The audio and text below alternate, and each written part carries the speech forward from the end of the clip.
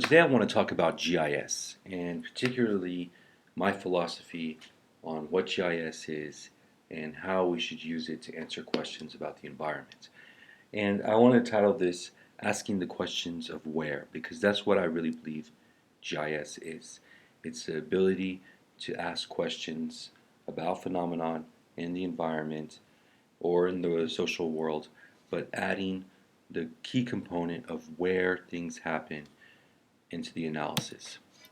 So asking where can be simply asking where a point is, for example, but GIS goes beyond this. We're not just asking where things are. We're asking why are they there and how are they related to each other. That's what the key component of spatial analysis is. So it's always important to ask why, not just where. So to illustrate in a little example, let's look here. This is our favorite Where's Waldo? And you can see here, we probably all grew up looking at these kind of images, and you search through the image looking for where Waldo is. That is a basic kind of style of a GIS inquiry. You're going to say, where is Waldo, for example. So if you haven't found him yet, Waldo is right there. And this basic kind of querying of databases and saying where things are is a GIS function, but it doesn't really go to what I'm talking about right now. You want to ask, why is Waldo there? So GIS is really whenever you start asking the questions of where do we normally find Waldo throughout all the different scenarios? What kind of different people are next to Waldo whenever we do find him? What part of the page is he typically in? The middle, the edge, so forth. Whenever you can start finding all these characteristics of where Waldo is typically found, then you can start saying, okay, I have an understanding of why Waldo is placed where he is, and now I can predict where Waldo is going to be in the next scenarios. This is where you can start getting into predictive modeling. And this is really at the key of GIS. We want to understand phenomenon, why they happen where they're happening, what are the relationships with their surroundings, and then try to predict what's going to happen in the future. So this can be coming into environmental planning, for example, within environmental studies fields. So GIS truly is a framework for understanding and managing our Earth. What you're doing with GIS is that you're taking this complex world that we live in, that has tons of different types of variability and in lots of detail throughout the environment. And you're taking it and you're creating geographic knowledge from that. So you have the real world, what's actually happening, but then we create from that through our GIS simplifications of that world, and that becomes part of geographic knowledge. That's what you're seeing here in the top arrow, creating. So we might be measuring a certain particular phenomenon that's happening on the Earth.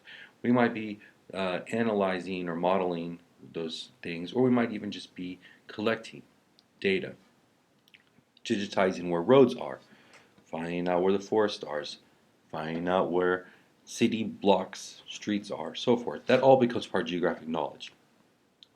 Geographic knowledge is incomplete, just to tell you that from the beginning. We have a lot of it out there in the form of GIS data, especially in digital formats, and then even before that in maps. But again, these are simplifications of the real world. So in many cases, whenever you're trying to do some kind of analysis of a complex environmental phenomenon, you're going to have to end up creating geographic knowledge yourself. So you're going to end up having to go look at data sets, create derivative data products, or even going out into the field, seeing things with your own eyes, and recording and bringing that information into geographic knowledge.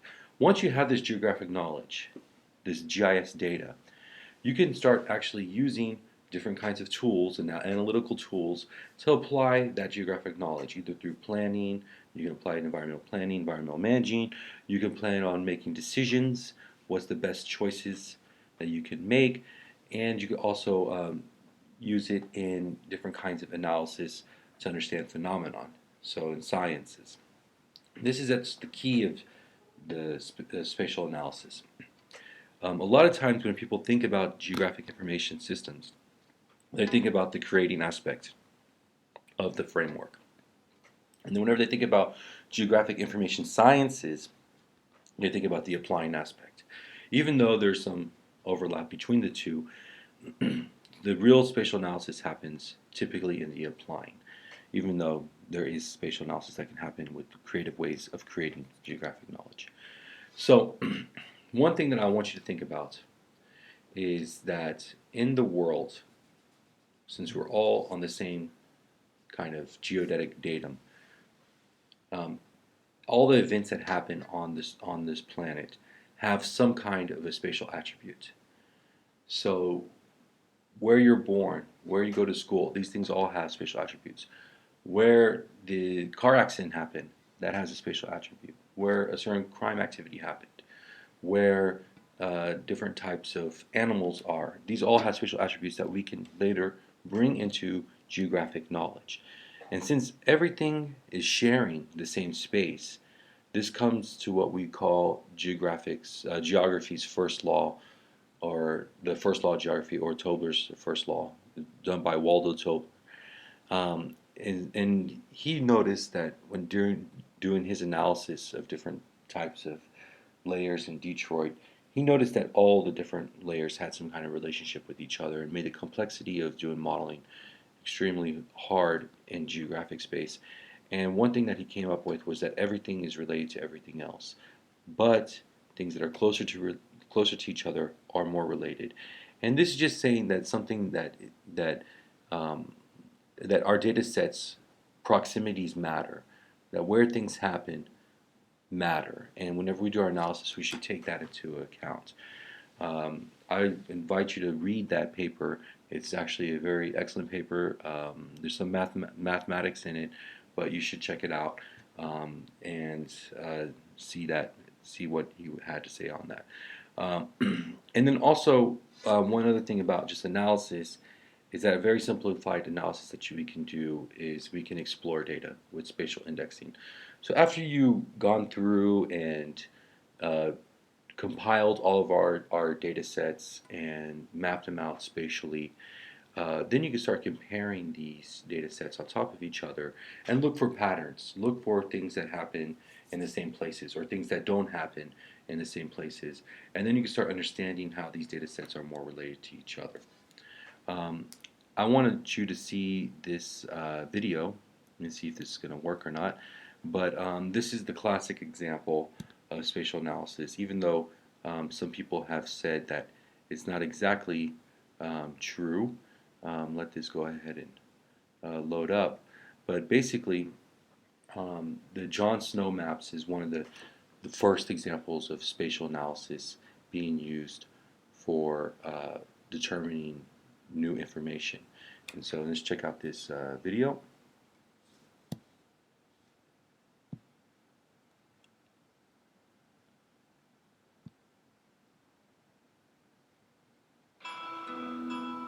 London in the 1850s is a marvelous jewel of a city. It's also 2.5 million people crammed in a small city with no infrastructure. You had no big sewage system at that point. You had no waste management systems. So think about what would happen if you had a disease like cholera, which requires sewage and clean water mixed together. The bacteria moves from the human body, but it can only survive if it gets into the water supply and it's transmitted through feces making contact with water. In London, you have a situation where no one knows why this disease is spreading. In 1854, when there was this outbreak around the Broad Street pump, within a week or so, over 500 people died. 3/4 of the community had fled. So this was a very severe outbreak. Cholera was this plague that ravaged through Western society that everyone ran from. Jon Snow was a risk taker. He was willing to put his life and his career at risk by going into places where there was cholera. Jon Snow was one of the first epidemiologists. And what he decided to do was, using the scientific method, try to figure out what was causing cholera in the communities. Jon Snow begins to construct a map, And he finds that the disease tracked with the map of the water supply of the city, such that areas that were supplied with similar sources of water were being affected. And the neighboring area, which didn't have the same source of water, were not being affected. You could track back this map, and the map looks like a star, and the star has a center, and the center was in his case, typically a water well or a common water supply source. And thereby, he began to figure out that it must have been the water supply source that was causing this epidemic. Well, it's the water that's making people sick. Jon Snow convinced the local Board of Health to take the handle off the Broad Street pump and then bring that outbreak to a halt. And we continue to use all of these epidemiologic methods today.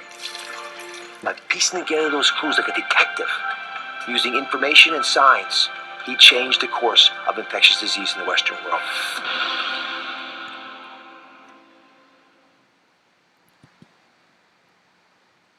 So, what's interesting about Jon Snow's map, and this is this map here, is that he was taking two different data sets, truly, and mapping them out. And this is really at the fundamentals of what we're doing with GIS.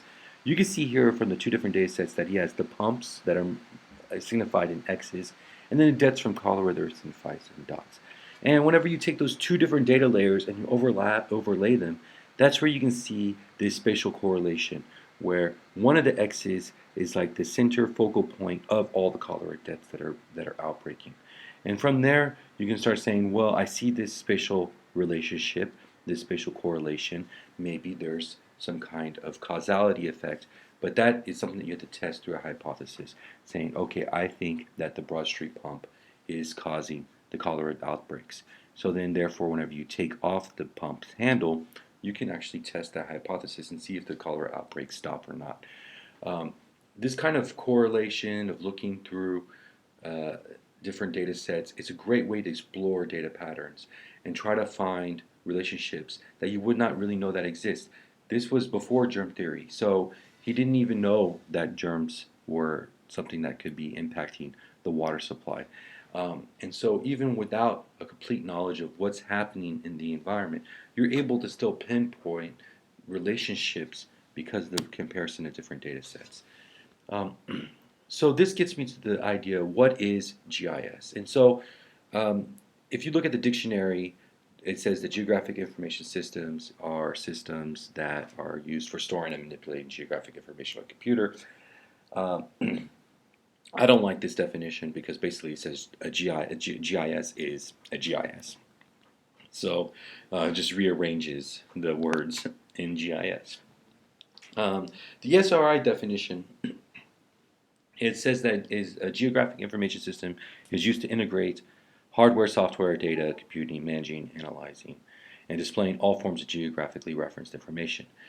This definition is what people commonly think of in the GIS field, especially a lot of people who are working with GIS. They think of GIS as these kind of tools and this kind of software platform and the computers and all the cool equipments and gadgets we're using and data sets and so forth, and that a GIS brings all this in together so we can do these kind of analytics on the data.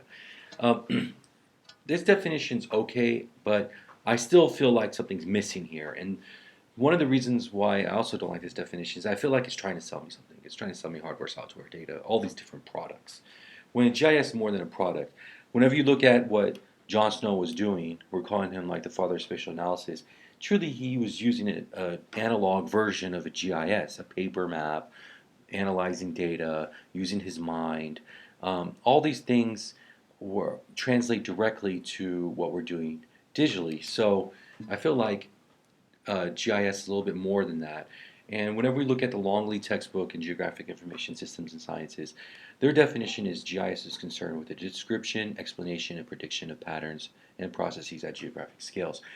I like this definition a little bit better because it says that whenever we're doing GIS, we're trying to describe, explain, and predict different kinds of patterns that we're seeing or processes that we're seeing on the Earth's surface. But one issue I have here is that if I replace the word GIS in the long lead textbook with the word geography, there's not much difference. I feel that geography is concerned with the description, explanation, and prediction of patterns and processes at different geographic scales. So in this case, I really feel that GIS is a digital approach to geography.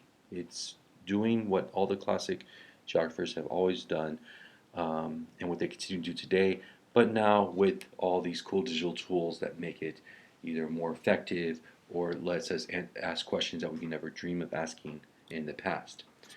But this has caused major upheaval in the field of geography, GIS. The digital revolution that happened, or they call it also the quantitative revolution in geography, really upsets some of the people who were scholars in the field.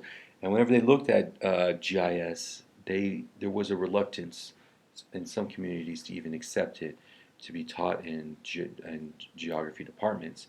And this is really because they saw GIS as a tool. So why should we have whole classes on tools? And you can think about this in the same way that we have had in the past classes on desktop publishing. And before in the 90s, we would have actually classes where people would learn how to write on microprocessing computers in platforms called Word. And today, if we talk about taking a class in Word or in Office, it sounds almost ridiculous. It's something that you wouldn't do, or like even a class in just how to use calculators. For example, you would take the math class that would happen to use calculators, or you would take English class, or you would be doing writing across the disciplines, and you'd be writing papers with the desktop publishing platform. So why do we see GIS as anything different? If it's just a tool, and it's basically using the tool to investigate problems, it's just a fancy geographic calculator, to quote Terry Jordan, who said that during his presidential speech at the AAG. Whenever I start, the other side of the argument is that GIS should be embraced by academia and taught because it's more of a science. It's the elements that we use to describe, analyze, model, reason about, and make decisions on the phenomenon distributed on the Earth's surface of the Earth. Basically, it's geographic concepts in digital format. Of course, when it comes to GIS, I prefer this definition because it's more of a geographic definition, and it gives its place where its place in the field, as something that should be studied, for example. But whenever I ask the question, is GIS a tool or science, I always feel like it's too binary of a choice. I feel that GIS is an art. It's an approach to doing an analysis that you can have various concepts, ways to apply it. You can different results depending on how what data sets you put in. Even with the same data sets and the same algorithms, just slight differences in settings get different results. And so it's really, I feel like an art. The same way that medicine is an art. You can go to 3 different doctors, they might have 3 different prognoses, and they might come up with 3 different solutions for you, and maybe all the solutions are valid. But there's a little bit of an art to the concept. And the reason why I kind of pull this analogy of GIS being an art is because whenever I look at the different aspects of what we do in GIS, those components really remind me of what an artist does. And so, for example, we take geographic information, and with that geographic information, we apply different tool sets on it to make analyses. And I really feel that the geographic information in this analogy is a lot like the different kinds of paints that you can use as a painter. Maybe oil-based, different types of colors, so forth. And then you take different types of tools, paint brushes, or so forth, to manipulate those paints into something that has meaning, into something that communicates an idea, to something that gives a new, deeper meaning that's way more than what you had with your data sets. And that's where I really feel that the art of GIS comes in. And so the big question is, as GIS professionals, as GIS students, as GIS practitioners, how do we make beautiful art? How can we create different types of scenes, maps, analyses, that whenever we see it, we say, wow, that was very creative on how you came up with that idea. Or, oh, that was actually a very innovative approach. That's how we were able to answer this type of question with GIS. And if you look at the number of tools that are available to you, the number of data sets that are available to you, you really have this situation where you have this almost endless possibilities of ways to answer questions. And so why not be creative in asking those questions? Ask the tough questions in new ways to come up with new ideas and new solutions to problems. Whenever you start thinking about what skill sets do you need to know to understand GIS, there's basically three major things: data management skills, data manipulation skills, and then data analytics. And what's interesting is that typically in classes that teach GIS, data management is almost ignored. And then data manipulation is somewhat touched with some things, but basically it's also ignored. And most GIS classes just focus on data analysis.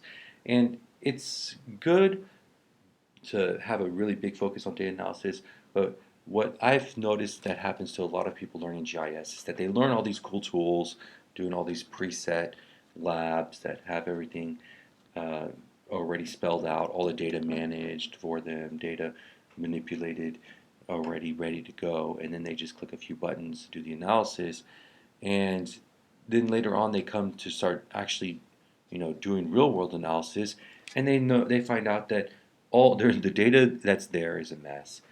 None of it's ready for GIS, and you pretty much have all these technical troubleshooting problems that you end up spending that are frustrating just to get to the point that you can do the analysis. What I would say, like if you look at how this diagram that shows how much time, for example, that's being spent on different aspects of teaching GIS, if you flipped it and you put data analysis as the purple and data management as the green, that's actually how much time you would spend doing actual GIS. You would spend most of your time with data management, looking for data, trying to get it ready for GIS, manipulating that data set. And the data analysis would be, by the time you got to the end of your project, actually pretty quick to do in comparison. And so we need to also focus on basic IT computing skills. And that's what my philosophy is. So whenever you look at labs that I have, I usually try to get people to start from the beginning of the GIS process. To actually go out online, download data sets from the internet, download data sets from different kinds of organizations, prep that data. Maybe that data is not even GIS data, maybe it's just tabular form. Prep that data to import it into GIS. It might be in different GIS platform formats. It might not be ready for your GIS platform. Once you got into GIS platform, then do the cool analysis, creating lots of derivative data sets. But that's not where the GIS process ends. And this is also another fatal mistake that we make. We spend all of our time with analysis, but then and we create a bunch of cool data sets and so forth. But we don't spend enough time with cartographic communication, displaying that data, making maps, and communicating what we found. We need to be able to make good cartographic communications as well. So whenever you look at my labs, I'm going to spend some time with data management, some time with all these kind of IT issues that can come up, make you do everything from scratch. You're not going to get pre-made boxes of food that you microwave. You're going to actually be chopping the onions, cutting the garlic, making your own actual food from scratch, making your own GIS analysis from scratch. But then, after you make that beautiful plate of food, you need to actually make a nice display, plated, nice like a chef, so you actually get something that people want to look at and want to eat. And that's what I want you to do with your maps. You need to make excellent maps. And so you're going to get a lot of, anyone who takes labs with me will be getting a lot of comments on their map design. because I think it's just as important as analytics. So what makes GIS different than the standard database management class? Because you can take just database management, for example. Whenever you start working with GIS, you're talking about adding the word spatial or the word geo pretty much in front of every kind of analytics that you can do. So a lot of the stuff that you'll learn in a GIS class would overlap with what you would learn in a data information science class. So you're going to have things like queries and analysis, indexing, visualization. But the big kind of cool, funny thing is that we always add spatial or geo in front of it. We add that question of where to it. And so you're going to see a lot of overlap with something like a GIS class and something like a management information systems class or a database management systems class. These kind of technical classes that you see in other fields. The most basic GIS analysis that's out there, again, is this thing that we're calling the drilling down through data layers. This is basically what Jon Snow was doing, overlapping different data layers, clicking them on and off, looking at them with your mind, and trying to visually interpret what's going on these different patterns, and seeing how these patterns relate to each other. These are how we're going to formulate our hypotheses in order later to test them to make sure what we think that's happening in our data set is what's actually happening in our data set. So another thing I wanted to look at is what I call the rise of GIS. This is a Google Book Ngram, and for people who don't know about Google Book Ngram, you can go to Google Books website, type in keywords, and then those keywords will be plotted out with how many times that they're used in the English language. And so for this, I wanted to compare geography, a word that's been around for a long time, and then GIS. And you can see here, GIS had pretty much non-existence in the 50s and 60s, even though that's the true birth of it was around these times with computing. But as we get into the 70s and 80s, with the advancement of microcomputers, and then later on with personal computing showing up on everyone's desktop, you get this rapid rise in GIS. And you can see here the word GIS is being mentioned almost as often as geography going up into the 2000s. So we have this rapid rise of GIS over a 15-year period. Even till today, things are changing at a rapid pace with GIS. If we look here in 1982, we're going to follow this with ESRI. This is the main platform that's been adopted by many offices and government organizations. They came out with ArcInfo in 1982, and this was considered the first modern GIS. And you can see here from the pictures, this is the original brochure for ArcInfo. We have here microcomputers. They might have like the 16-bit color screens. We're also using things like these digitizing tablets to take these kind of mice and follow contours, for example, on maps. This creates contours into our digital information system that later we can make into digital elevation models, for example. This really changed how we were doing this. You didn't have to use these punch card machines anymore. You can actually interact with GIS data using the ArcInfo system. In 1995, though, what the big advancement that happened there was ArcView. And with ArcView, what you saw here was that command line driven format of ArcInfo still being developed on its own, but then this new graphic user interface, or what we call a GUI view of GIS data. And this is what was termed as GIS for everyone. What this really did was make an interactive map that you can turn on and off layers and create different kinds of maps from it. And it looks a lot like the GIS that we have today. You have things like toolbars, sidebars, and so forth. In 1999, what was interesting is that the ArcView platform kept on advancing. The ArcInfo platform kept on advancing on its own. And then there was this idea to combine the two platforms in version 4 of ArcInfo and the version 4 of ArcMap into ArcGIS. And this is where you get ArcGIS 8. So actually the first version of ArcGIS is ArcGIS 8. And this is where we see the graphic user interface being combined with the advanced tools. What the most important thing here is that you can actually look and view and edit your data visually, but at the same time you have these built-in toolboxes that you can run all these different kinds of analytics with. And if you look at the toolboxes that are available, the list of tools that are available in ArcGIS there's so many, and a lot of the advancements in ArcGIS up to this point have been adding more tools basically into the toolbox, adding more capabilities into this GIS platform. What's the future of GIS? I made this slide originally in 2010, so I feel kind of happy with my prediction. But in 2020, question mark, 10 years from now, what will ArcGIS look like? And we're seeing this movement towards to an online platform. And what really is happening with ArcGIS is right now we have the desktop and online interacting with each other. You can publish things to online, and the capabilities of ArcGIS online are growing with more and more types of analytical tools being built into it.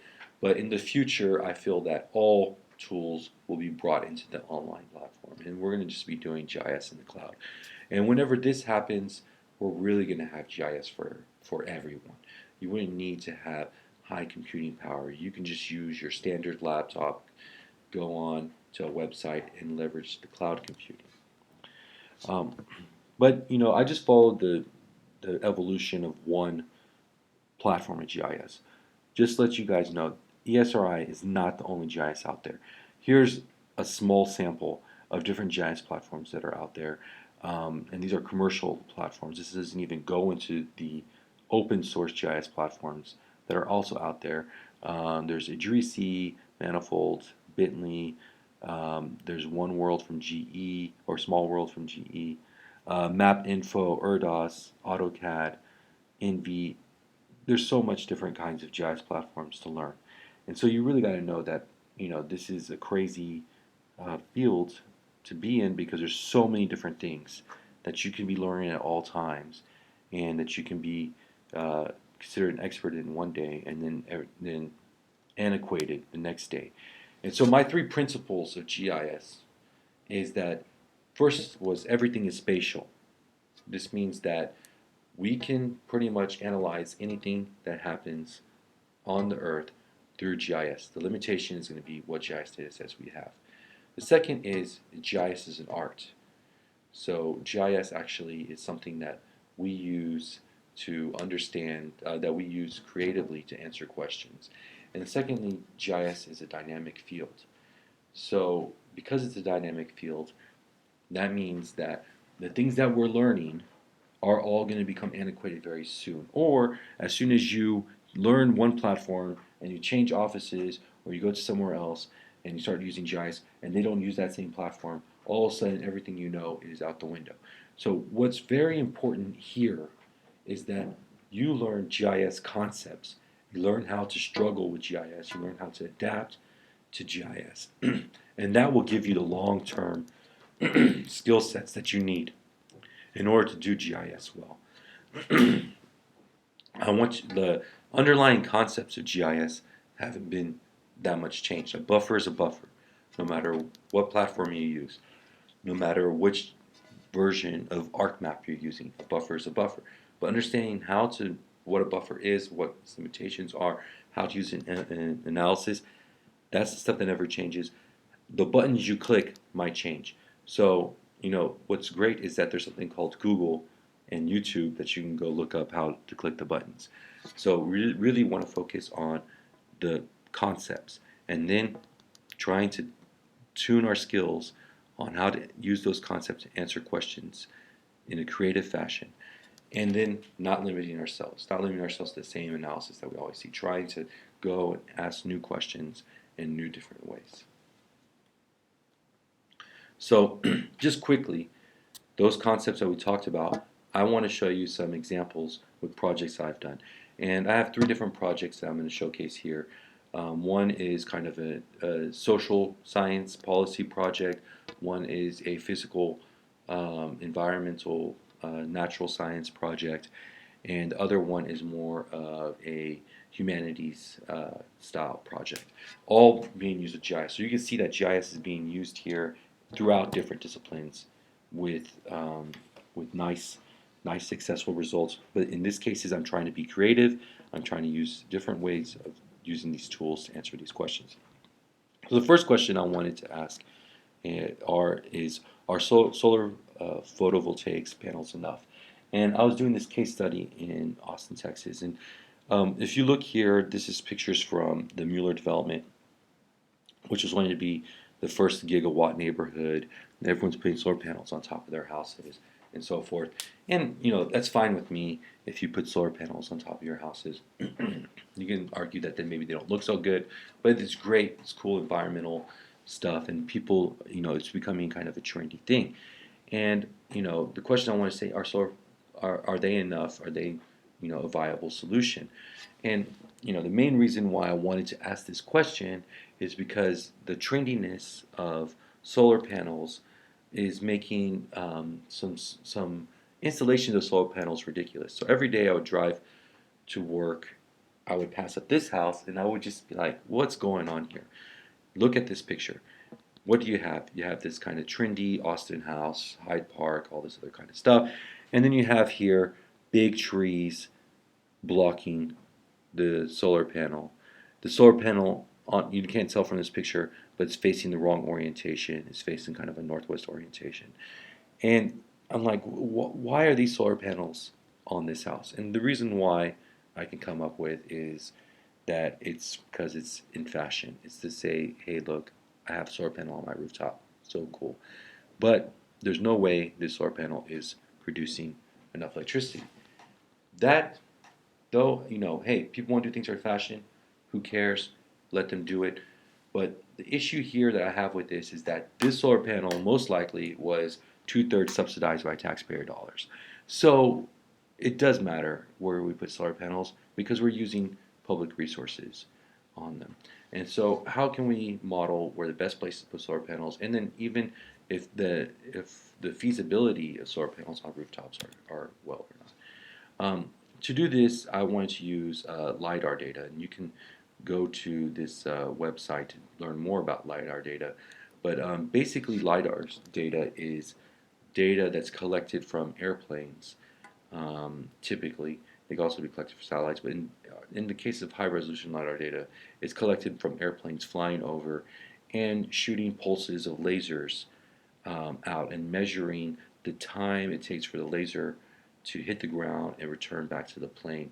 And this ranging is used in order to find the distance from the plane that this laser was shot, and then through differential GPS calculate where the point was where that laser terminated. Whenever LiDAR is doing this, basically scanning our environment. And what's interesting about it is that you get this very detailed elevation model across the environment. And here is it being displayed as a triangulated irregular network. This is Austin, Texas. And what you can see here is some buildings that, for example, are being shown, and some trees. You can even see some cars in the streets. And what typically happens is that through LiDAR processing, we remove trees, we remove buildings, and we get the bare earth. We want to get the bare earth model because we want to use that for hydrology, for example. But in this case, I wanted to do something a little bit different. Instead of removing the buildings and trees, I wanted to keep the buildings and trees and use that to model the solar radiation that's hitting the buildings. Because if we know the elevation of the buildings at different points, and especially with LiDAR, the spacing is about 1.4 meters. So it's as if I went on top of a building and took a step with my GPS point every 1.4 meters and surveyed the top of a building. What that's going to give me is a nice terrain model of what that top of that building looks like. And from that, I'll be able to get slope and aspect. And with slope and aspect, I can use that with solar models to be able to model how much solar radiation hits that rooftop through either diffused radiation or direct radiation. On top of that, if I use things like the vegetation cover, I can eliminate areas of rooftops that are, for example, underneath trees that are being completely blocked from the roof, from the sun.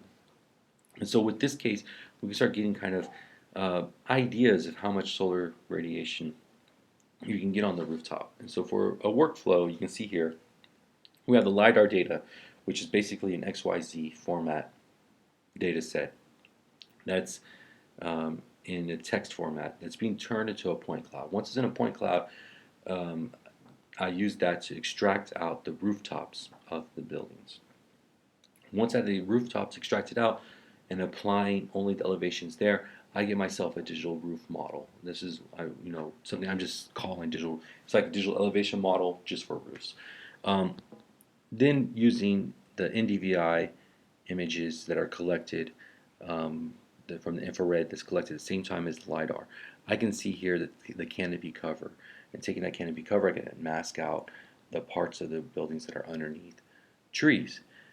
Using slope and aspect, solar radiation tools in the toolbox, I can calculate how much solar radiation hits that rooftop. Then applying some economics principles and different kinds of conversions, I can get some, monetary output from how much that rooftop can get. And so here we have the University of Texas at Austin. You can see all the beautiful rooftops there. And whenever I apply the solar radiation models on the digital roof models, you can see here, and I colorize this as red being hot and blue being cold. But you can see here, as expected, south-facing rooftops that are at an angle have high solar radiation hitting them, while other areas, flat rooftops, have some pretty good areas of solar radiation, and then north-facing rooftops are cold. This is expected because of the being in the northern hemisphere, above the tropics, the sun is always in the south of the sky. But what's more interesting is that then you get numerical numbers, numerical quantitative data of how much radiation hits a particular rooftop, and you can start drawing polygons and estimating what if I covered this rooftop with 100% solar panels, which would maybe do an 80% or so forth. What you end up getting here is that polygon would have collected 179 megawatt hours of radiation just hitting it. But that's not how much is collected by a solar panel. Solar panels have conversion from AC to DC or from DC to AC that loses some efficiencies. Plus, the efficiencies of solar cells are never 100%. So they're 12% efficiencies when you take those into account is about right. And you can see here that would be 21 megawatt hours. And whenever we compare that at a 7 cents per kilowatt hour rate, which is the typical rate, we can see a huge solar panel like this would get us about $1,500 a year in electricity, which is pretty amazing. But then the question comes, how much did it cost to put that solar panel in? This is where you start doing point break calculations. What are the returns? Lifespan of solar panels are 30 years. What are the rate of returns after a 30-year period of generating about $1,500 a year, and try to see what the point break. And one of the things that in the other studies that I've done on this topic is that the subsidy of 2/3 really does make sense. The subsidies of 2/3 gets you at the point break pretty fast, like within a 10-year period, and that's really what you want. You don't want to invest a lot into solar panels if it takes 30 years to make back the electricity on it. And so to to take it and subsidize it 2/3, you really get it to the 10-year period. And that at that period it starts becoming, okay, this is something that can be profitable in 10 years plus for the 30-year lifespan of the solar panel. And then you can start saying, okay, it makes economic sense as well as sustainable and moral sense. At the 30-year, you're saying, okay, it doesn't make economic sense, but for morality, I want to have solar panels to be green. But in reality, that's not sustainable. That might be environmental, but that's not sustainable because it doesn't take into account the economics as well. This kind of study that we've done at UT, we also did at Southwestern University. Students, took my work, took their own version of it, calculated it for with different types of processes, and presented these works at conferences, which is kind of cool. What I really liked about this project is that Ben Parafina built off of what I did, but then afterwards Ben Galindo came and built off of what Parafina did, and started asking questions about more than just solar panels. What about things like um, uh, green roofs? What about things like, and then he actually built off of this later into an advanced GIS report for campus. What about things like solar thermal, or just doing cool roofs, more insulation? These kind of questions start giving you these different scenarios where you can start analyzing what's the cost and benefits of every scenario. And that's where you can start saying, okay, I'm going to start avoiding the unintended consequences of trying to develop green solutions. Moving on to physical natural science, physical geography, I wanted to talk about this project I was working on, and this is where we're looking right now at the Mississippi River, and here it's flooded, and you can see there's housing that's being flooded and different agricultural fields being flooded, and this is what's happening whenever the Mississippi River overbanks its flows, overbanks its river channel. And whenever that happens, we say we have a flood and the floodplain is being inundated.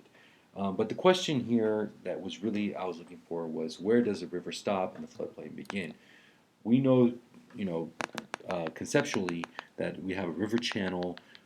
As river channels inundate into the floodplain, they deposit sediments, especially coarser sediments, near the channel, creating levees over time. And these levees start doing aggregating and end up having a channel actually being embanked by natural levees. And typically, whenever we say there's a flooding's happening, we're saying this is whenever the levee is being crested. And these are natural levees to take and think about. These aren't the artificial levees that we hear often in the news. That's when a disastrous flood happens. And so, if I look here again with LiDAR data at the at Louisiana at the Mississippi River, you can see here in this LiDAR model is that we have this bright red line here, and that bright red line is a topographic high. And what we're seeing here is the artificial levee. You see how that artificial levee is? That is actually built by man. So we've built the big embankments onto the Mississippi River to protect areas like over here from being flooded. What we end up happening though here is that in between this artificial levee and then here's the river channel, okay, in between that we have a small floodplain, and this floodplain is being embanked by an artificial levee on this side and a natural levee on this side. While the artificial levee is quite easy to digitize, the natural levee gets a little bit complicated. Where exactly does the natural levee begin? So if we can extract this natural levee out from the digital elevation model, we will know when flows that overbank that is when a flood, you could say, is beginning. And so to do this, it was weird because it was hard to find natural highs in the typical GIS platforms.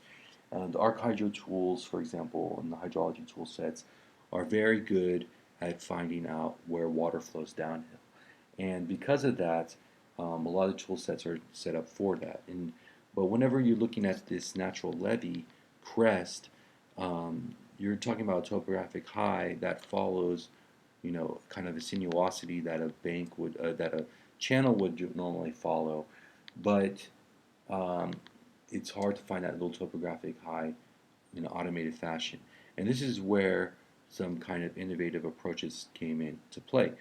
So I was thinking about this problem and said, well, this natural high that happens here on the natural levee crest, if this was a bank, if this was a channel, I'd be able to say like a drainage ditch, or a trench.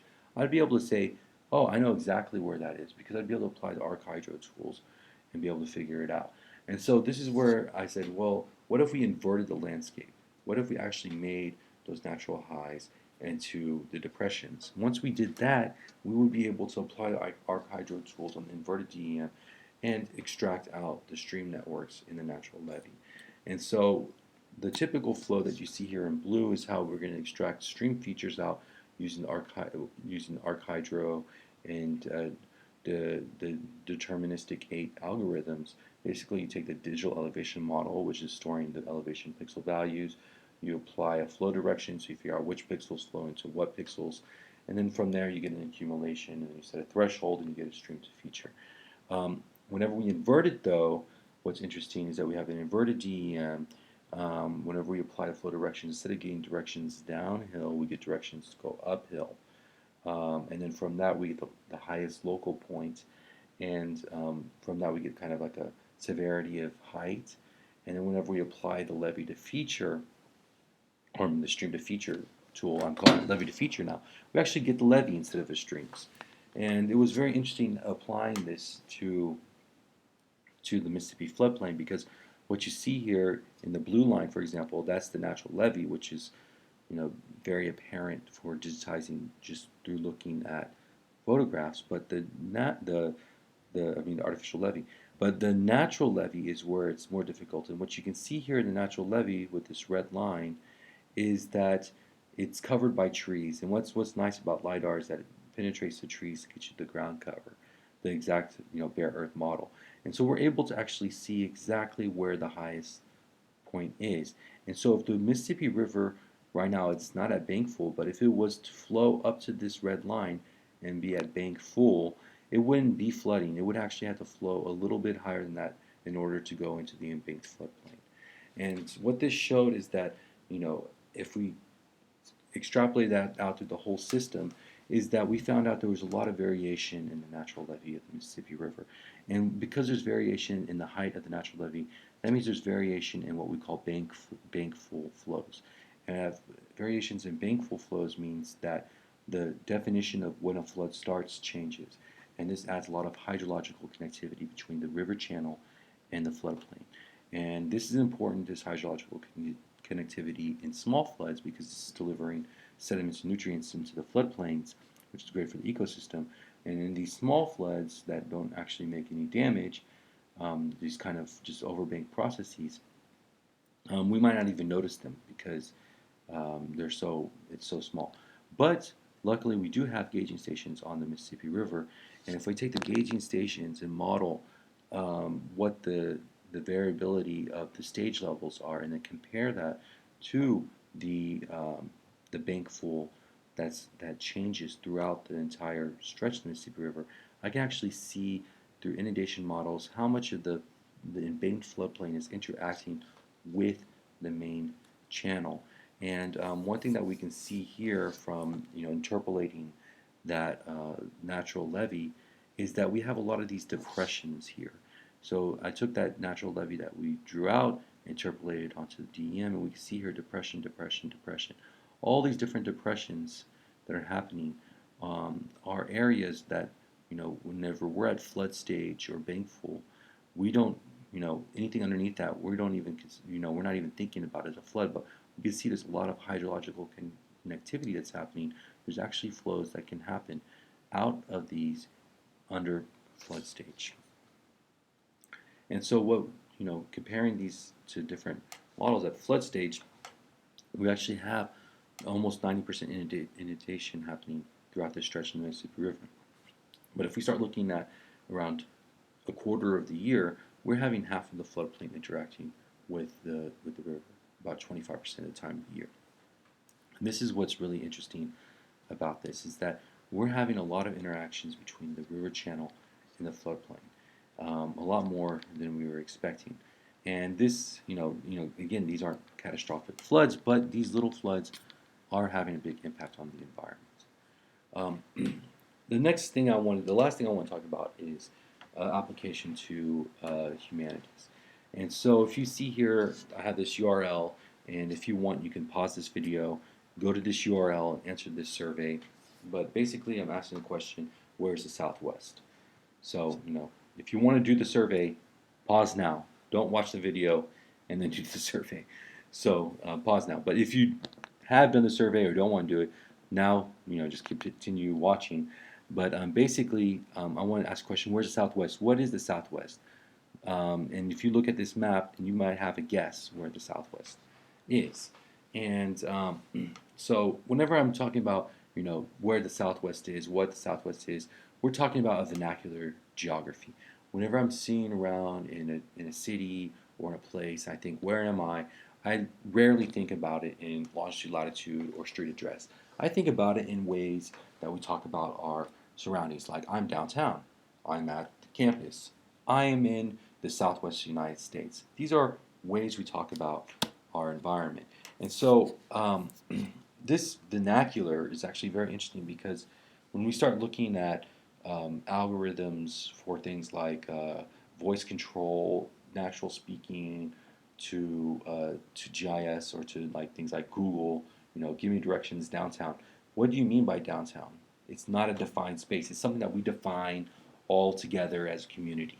When I say I'm going downtown, and I have an idea what it is, you have an idea what it is, and we kind of have an agreement on what that is. But what we actually think of as downtown might vary. And so I wanted to see if there's a way that we use GIS to measure this idea. And we can see that, there's kind of been a history with studying this, but vernacular geography basically is a product of all the spatial perceptions of people. So we kind of all decide together as a whole. And these two names, Jordan and Zelinsky, these are the big names in this field. So to ask what's the Southwest, here's what is being taught in Sioux Falls School District, what the Southwest is. They're saying here's the different states. Texas, Oklahoma, New Mexico, Arizona is the Southwest. Some people, maybe in Nevada or Utah or Colorado, might be like, hey, wait a second. Yeah, I'm in the south of the Colorado. I consider myself Southwest. And some people, maybe in Houston, for example, don't really consider themselves part of the Southwest. They consider themselves part of the Gulf of the South, Gulf Coast, South, Third Coast. They might see themselves as being Southern. And so this idea of Southwest isn't really well respected with state lines. But if I start looking at where different sources define where the Southwest is, they all differ. So here's like Wikipedia's definition of the Southwest. They have actually a core of Southwest in New Mexico and Arizona, and then other states that are considered part of the Southwest but not part of the core Southwest. If I look at the Southwestern Division of the Association of American Geographers, SWAG, I can see here that their Southwest doesn't even include Arizona, and also includes Louisiana and Arkansas, which that's kind of funny because they're the Association of Geographers. But basically, this term varies. I can look at Southwest Conference, Southwest, all the different types of Southwest, and I'm always going to find something different. Zelinsky and Jordan, these are the two different people who kind of studied this idea. And Zelinsky studied it through proxy, and Jordan studied it through direct asking. Jordan would ask, actually, students in introductory geography classes in Texas, where are you from, and what do you consider that vernacular to be? And Zelinsky was looking at proxy, so he'd say, okay, where do these vernaculars show up in the phone book? If it's Southwest Automotives, maybe they're part of the Southwest. And Zelinsky's results were quite interesting. He didn't just do Southwest; he did all different types of the United States through these kind of phone book searches. And you can see here the Southwest of the United States is following with actually some parts of Arkansas and Louisiana and Oklahoma being included, and not really including Utah, but some parts of Nevada and California. He has here as leading regional term and then secondary third term. What's interesting is that this is from the 1970s, 1978. So, this might not be the Southwest that we think of today. But it's interesting that through proxy you can kind of determine where these vernaculars are. Jordan asked questions to the students saying, hey, where are you from? And what is this place called to you? And this is how he mapped it out. What we find that's interesting here is that we have, like here, for example, the Gulf Coast region of Texas. We have here the Coastal Bend, the Rio Grande Valley, the Hill Country, the Piney Woods. And what's interesting about all these different, the Panhandle, these different kind of places and names is that it shows a very complex way of talking about the state. Hey, I'm from Texas. What part of Texas? Well, I'm from, the piney woods, East Texas. What do you mean by East Texas? Or, oh, I'm from the Panhandle. What do you mean Big Bend area? Rio Grande Valley. All these different kinds of regional names that exist, and so many different regional names exist, and so complex in the way that they're being formed. It just shows the that whenever you ask people directly, you get a really detailed response of what their vernacular is. So what I wanted to do was I wanted to use GIS to figure this out. And as we get closer to, I figured as we get closer to the perceiver vernacular, we get a clear image of what that vernacular geography is. So, I wanted to ask the questions like Zelensky, where's the Southwest, but I wanted to also, get people to answer the question themselves. And I felt like GIS can do that. And this is where, and I also wanted to see how backgrounds influences the vernacular. And so this is where that survey came into play. If you did that survey, you drew a polygon across the United States, and then once you drew that polygon, you did a survey at the end with some little bit of background information. This is the first one that ever came up. It was from a PhD professor in Latin American geography and GIS. And you can see here when you ask him where the Southwest is, he drew a polygon that also included the northern parts of Mexico, which is interesting because actually if you look at this border, it's an artificial border, and the cultures between the northern parts of Mexico and the southern parts of the United States are actually very related to each other, and so they have a shared history and shared environment, and so it's interesting how he drew his. You can see also that other people might have been very conservative in how they drew the Southwest. So you get another type of polygons. But what I wanted to do was take all the different polygons from everyone who answered and add them all together through a raster analysis. So through map algebra, I converted all these different polygons into rasters, and then from rasters that were assigned 0 and 1, added them together to get the kind of degree of southwestness of an area. And so the results were quite interesting. So this is a very preliminary study, 57 people, but you can see here that the Southwest was actually very varying. There was actually some people who didn't understand what the Southwest was. They thought of it as the whole South and the whole West, and started getting these kind of big polygons. But then you can see the majority of people kind of really concentrate the Southwest into Arizona, New Mexico, and the western part of Texas. And this is kind of like really showing like, oh, that's Southwest. Well, other people in gradations included other parts of the West. What's interesting is that whenever I compare this to what Zelensky found in the Southwest, we see this kind of migration westward of the Southwest. And I'm thinking that the term itself actually has somewhat of a morphology.